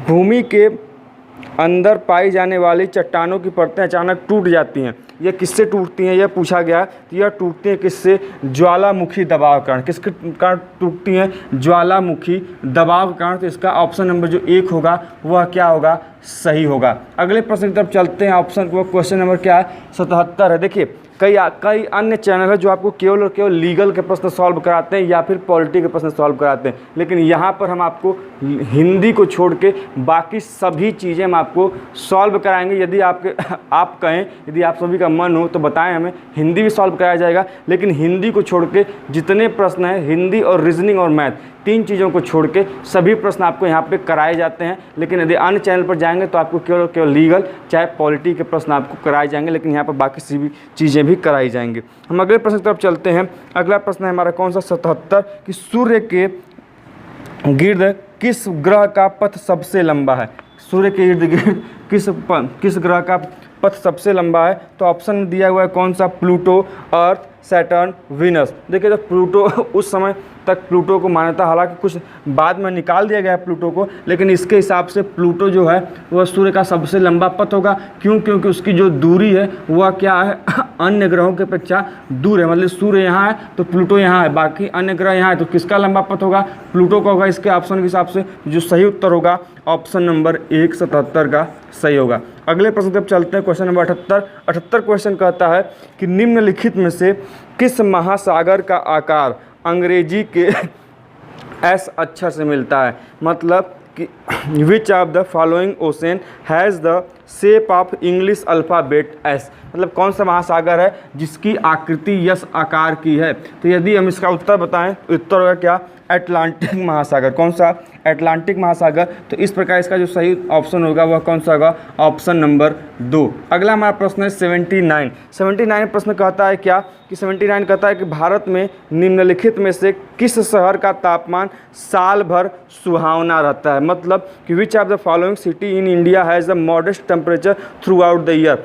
जो इसका सही उत्तर होना चाहिए वह होना चाहिए क्या, बंगलुरु। क्या होना चाहिए, बंगलुरु। इसका ऑप्शन जो सही होगा मेरे हिसाब से वह कौन सा होगा, वह होगा 79 का 3 होगा। अगले प्रश्न से अब चलते हैं 80 क्वेश्चन जो है, क्वेश्चन नंबर 80 की तरफ। वह क्या कहता है कि भारत की जलवायु मुख्य रूप से ट्रॉपिकल है, क्योंकि मतलब कि the climate of India is mainly tropical because, क्योंकि यह हिंद महासागर का इस पर अत्यधिक प्रभाव है। जी हाँ, बिल्कुल ऑप्शन नंबर जो 3 है वह सही है। क्यों, क्योंकि the of the over powering influence of Indian ocean. देखिए इंडियन ओशन भारतीय जो कॉन्टिनेंट है, जो भारत का जो उप महाद्वीप है, यदि हम देखें तो इसके मैक्सिमम भाग में जो है यह हिंद महासागर के किनारे अवस्थित है, और हिंद महासागर का ही प्रभाव पड़ता है ट्रॉपिकल होने के कारण। इसका जो ऑप्शन नंबर जो सही होगा 80 का, वह कौन सही होगा, ऑप्शन नंबर 3। अगला हमारा प्रश्न है कि दुधवा नेशनल पार्क कहाँ स्थित है। तो सभी लोग जानते होंगे, और जो नहीं जानते हैं या इंपॉर्टेंट क्वेश्चन करके राइट डाउन कर लेंगे या याद कर लेंगे कि दुधवा नेशनल पार्क कहाँ पर स्थित है। यह कहाँ पर है, उत्तर प्रदेश में। कहाँ पर, यूपी में। कहाँ पर, यूपी में है। तो इसका ऑप्शन नंबर जो सही होगा वह 1 होगा। यदि हम पूछ दें कि जिम कॉर्बेट नेशनल पार्क कहाँ है, जिम कॉर्बेट नेशनल पार्क, तो यह उत्तराखंड में। कहाँ पर है, उत्तराखंड में। यदि हम आपसे क्वेश्चन पूछ रहे हैं, हमें कमेंट बॉक्स में बताइएगा कि वर्तमान में उत्तर प्रदेश में टाइगर रिजर्व की संख्या कितनी है, और हाल ही में कोई एक नया टाइगर रिजर्व बना है, वो कौन सा है, हमें बताइएगा। यदि नहीं बता पाएंगे या फिर हम अगले वीडियो में आपको इसकी बात की चर्चा हम कर देंगे।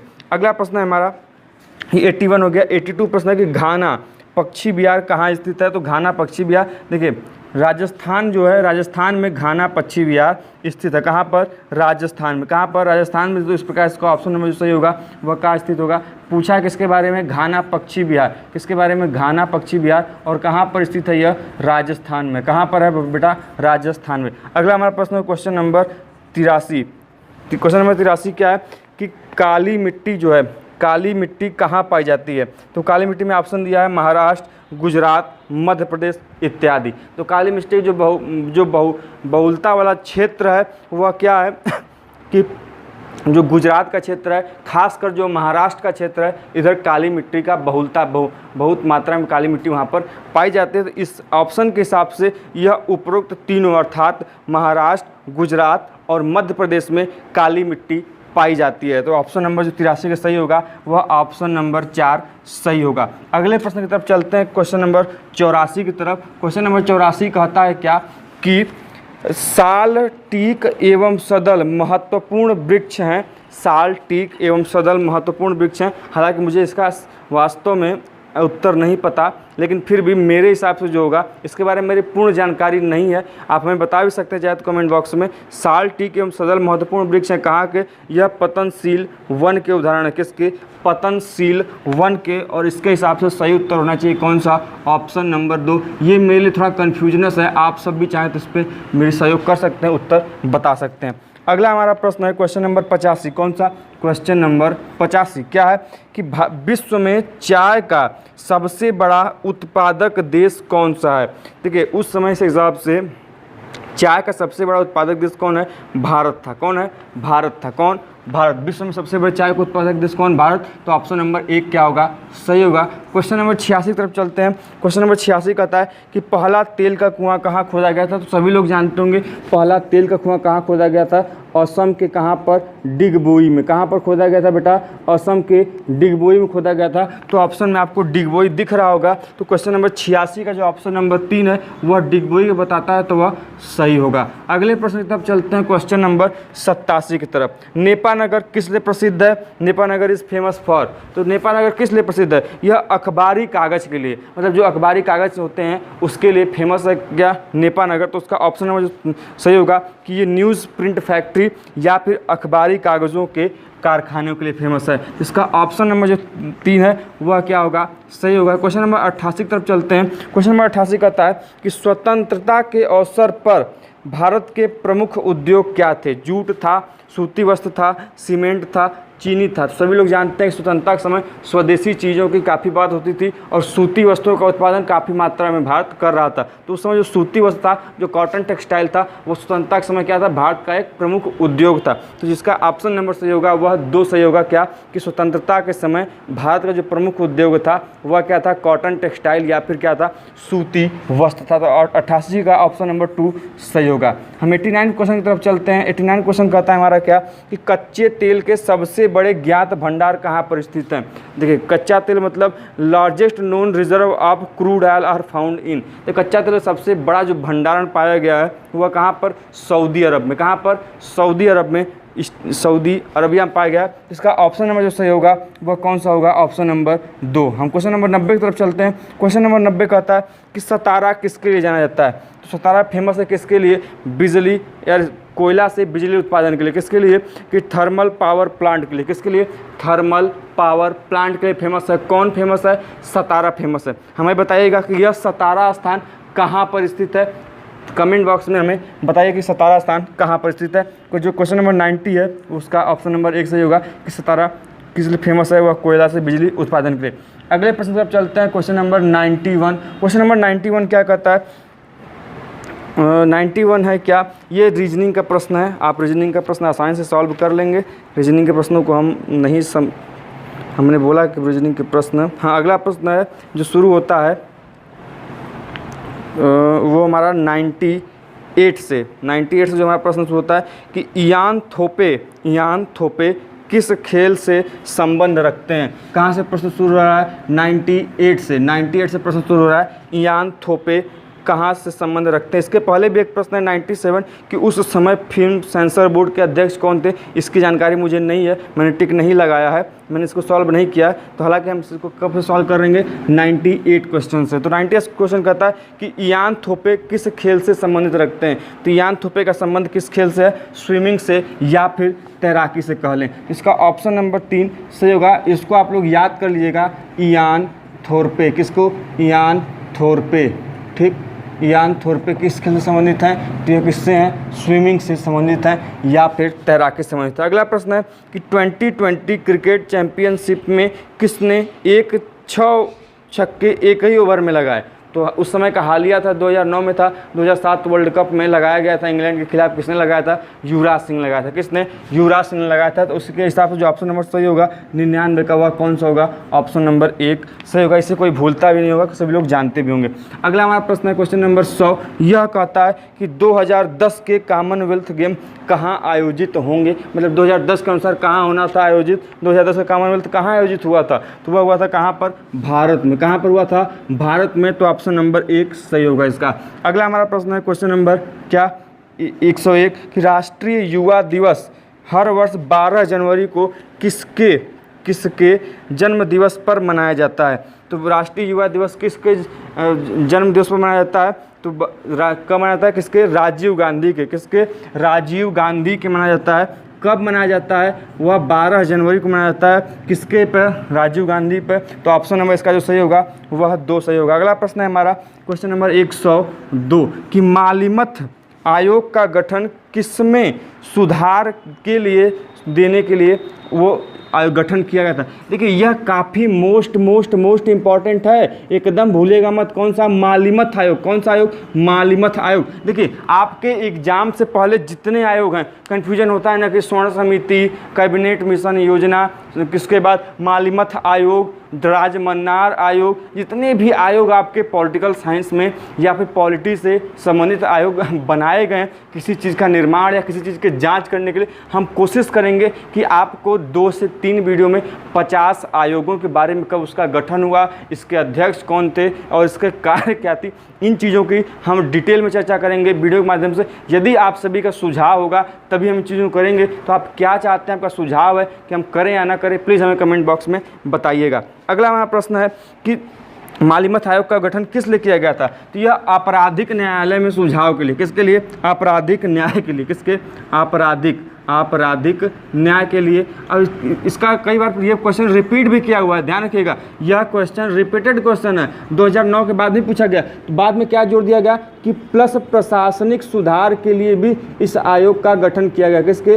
प्रशासनिक सुधार के लिए। पहला आपराधिक न्याय, दूसरा प्रशासनिक सुधार। तो इसके हिसाब से ऑप्शन नंबर क्या सही हो जाएगा? ऑप्शन नंबर 3 सही हो जाएगा। अगला हमारा प्रश्न है क्वेश्चन नंबर 104। कौन सा? 103 जो क्वेश्चन है वह कहता है कि 370 किससे संबंधित है? तो सभी लोग जानते होंगे, इसमें कोई बताने की बात तो है नहीं यार कि वह किससे संबंधित है। वह है किससे? जम्मू कश्मीर। यदि नहीं जानते हो तो गुरु तुमको इस गोले पर आने कोई जरूरत नहीं, तुरंत फूट लो और कट लो, कोई मतलब नहीं तुम्हारा, क्योंकि यदि 370 नहीं जानते तो फिर तुम्हारे पढ़ने का कोई मतलब नहीं है। अगला हमारा प्रश्न है क्वेश्चन नंबर 104। क्या है? 104। वह क्या 104 कि भारत में विकसित चालक रहित वायुयान है उस समय के हिसाब से कि which of the one of the following is indigenously developed, क्या है? पायलटलेस एयरक्राफ्ट। तो वह कौन सा था? वह था कौन? लक्ष्य। कौन था? लक्ष्य था। तो ऑप्शन नंबर जो इसका सही होगा वह क्या होगा? तीसरा सही हो, सॉरी मैंने 105वां क्वेश्चन बोल दिया 104 के स्थान पर, यह 105वां था। कौन सा क्वेश्चन था? कि पायलट रहित जो उसमें विमान विकसित किया गया था, लक्ष्य किया गया था, वह क्वेश्चन नंबर 105 का ऑप्शन नंबर 3। 104 छूट गया तो 104 को हम लोग कर लेते हैं। 104 कहता है कि लिविंग विथ ऑनर। कौन सा पुस्तक? लिविंग विथ ऑनर पुस्तक किसने लिखा है? तो लिविंग विथ पुस्तक ऑनर किसने लिखा है? किसने लिखा है? शिव खेड़ा ने। किसने? शिव खेड़ा ने। तो ऑप्शन नंबर 2 इसका सही होगा। ये पुस्तक आप लोग लिख लीजिएगा, यह पुस्तक पूछा जा सकता है एग्जाम में, क्योंकि कभी कभी क्या होता है कि प्रश्न आपसे रिपीट कर दिए जाते हैं। तो यह जो लिविंग विथ ऑनर पुस्तक है किसने लिखा है? शिव खेड़ा ने लिखा है। अगला हमारा प्रश्न है कि सार्क का सचिवालय कहाँ पर है? तो सार्क का सचिवालय कहाँ पर है? काठमांडू में है। और काठमांडू कहाँ पर है? नेपाल में है। तो इस प्रकार इसका जो ऑप्शन नंबर जो सही होगा 106 का, वह कहाँ पर होगा? ऑप्शन नंबर 1 सही होगा, काठमांडू। और काठमांडू कहाँ पर है? नेपाल में है। हमें बताइए कि सार्क के कुल कितने सदस्य देश हैं? कमेंट बॉक्स में जल्दी से बता दीजिए गुरु। अगला हमारा प्रश्न है कौन सा? हमने कहाँ तक चर्चा की अभी तक? 106 तक का चर्चा की। अब हम चलते हैं कौन से? क्वेश्चन नंबर 107 की तरफ। 107 कहता है कि Indian cricketer of 20th century का विजडन खिताब किस भारतीय को दिया गया? इसकी मुझे जानकारी नहीं है, हमें इसकी जानकारी नहीं है, तो इस क्वेश्चन को हम स्किप करते हैं। यदि आप सभी को पता होगा कि 2009 में इंडियन क्रिकेट सेंचुरी अवार्ड किसको दिया गया तो हमें बताइएगा। अगला प्रश्न है कि नल सरोवर पक्षी विहार कहाँ पर स्थित है? कौन सा? नल सरोवर पक्षी विहार। देखिए जितनी चीज़ें आपको जीके वाली हैं उनका एक जगह नोट्स बना लीजिए, क्योंकि कभी कभी क्या होता है कि मैक्सिमम टाइम ये क्वेश्चन क्या होते हैं, रिपीट हो जाते हैं। नल सरोवर पक्षी विहार कहाँ स्थित है? यह है उड़ीसा में। कहाँ पर स्थित है? उड़ीसा में। अब देखिए उड़ीसा में है ना, तो अब इसका जो ऑप्शन नंबर जो सही होगा, 108 क्वेश्चन है यह, तो ऑप्शन नंबर 1 सही होगा। 109वें प्रश्न की तरफ बढ़ते हैं। 109वां प्रश्न कहता है कि विश्व में पेट्रोल के दामों का निर्धारण कौन करता है? देखिए विश्व में पेट्रोल के दामों का नियंत्रण कौन करता है? ओपेक एक संस्था है पेट्रोलियम की, वह निर्धारित करती है क्या? ओपेक निर्धारित करती है विश्व में पेट्रोलियम जो पदार्थ होते हैं उनके दामों को कौन निर्धारित करता है? यही ओपेक। हमें बताइएगा कि इस ओपेक का मुख्यालय कहाँ पर है?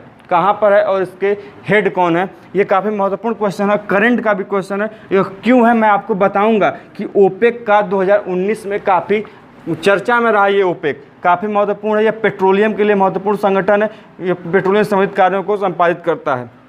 इसका जो ऑप्शन नंबर जो सही होगा कि निर्धारित कौन करता है, वह करता है कौन? ओपेक। तो 109 का ऑप्शन नंबर 3 सही होगा। क्वेश्चन नंबर 110 चलते हैं। 110 कहता है कि गंगा नहीं गुजरती, उत्तर प्रदेश से गुजरती है, बिहार में गुजरती है, पश्चिम बंगाल में गुजरती है, हरियाणा में गुजरती है? नहीं, हरियाणा में गंगा नहीं जाती। तो ऑप्शन नंबर जो इसका सही होगा 110 का वह कौन सा होगा? ऑप्शन नंबर 4, गंगा हरियाणा में नहीं जाती। हम चलते हैं 111 प्रश्न की तरफ। 111 प्रश्न कहता है क्या कि ये सब प्रश्न 111 रीजनिंग का प्रश्न है या मैथ का, इसको छोड़ देते हैं। 112 प्रश्न है कि विश्व व्यापार संगठन WTO, कौन सा है 112 क्वेश्चन कि WTO की मुख्यालय पूछा है। WTO का मुख्यालय कहाँ पर है? जिनेवा में है। कहाँ पर है बेटा? जिनेवा में है। और जिनेवा कहाँ पर है? स्विट्जरलैंड। देखिए एक बात याद रखिएगा क्या कि कभी कभी क्या करता है कि जिनेवा नहीं देगा आपको, सीधा पूछ देगा स्विट्जरलैंड। क्या कि WTO का मुख्यालय है, देश का नाम दे देगा, तो देश का नाम देगा तो स्विट्जरलैंड और स्थान का नाम देगा तो जिनेवा। क्या? जिनेवा। देखिए जिनेवा में मैक्सिमम चीज़ों के हैं, तो आप कौन कौन से हैं मैं इसको वीडियो में बनाया हूँ, कौन कौन से संगठन है जिनेवा में, कौन कौन से संगठन कहाँ कहाँ पर, इसकी वीडियो मैं बना चुका हूँ, आप चैनल के माध्यम से उसको देख सकते हैं। अगला हमारा प्रश्न है कौन सा? 112 हो गया। 113वां प्रश्न है कि हीराकुंड बांध परियोजना किस नदी पर बनी है? तो हीराकुंड बनी है किस पर? महानदी पर। किस पर बनी है? महानदी पर। तो इसका ऑप्शन नंबर जो सही होगा वह 3 होगा कि हीराकुंड नदी महानदी पर बनी है। ऑप्शन जो क्वेश्चन नंबर 114 है यह कहता है कि कल्पक्कम परमाणु संयंत्र कहाँ स्थित है? तो कल्पक्कम परमाणु संयंत्र स्थित है कहाँ पर? तमिलनाडु में। कहाँ पर बेटा? तमिलनाडु में। तो ऑप्शन नंबर 114 का ऑप्शन नंबर जो होगा 3 सही होगा। 115 प्रश्न की तरफ चलते हैं। 115 प्रश्न हमारा कहता है क्या कि नंदन नीलकनी संबंधित है किससे? तो नंदन नीलकनी संबंधित है किससे? इन्फोसिस से। किससे संबंधित है? इन्फोसिस से। तो क्वेश्चन नंबर 115 का जो सही होगा वह कौन सा सही होगा? ऑप्शन नंबर 3 सही होगा। अगला हमारा प्रश्न है क्वेश्चन नंबर क्या? 116। क्या सही है? क्वेश्चन नंबर 116 क्या प्रश्न कहता है कि विश्व किस पेट्रोल कंपनी का बढ़िया किस्म पेट्रोल स्पीड के नाम से जाना जाता है? मतलब पेट्रोल का एक किस्म है, उसको बोला गया है उस समय क्या?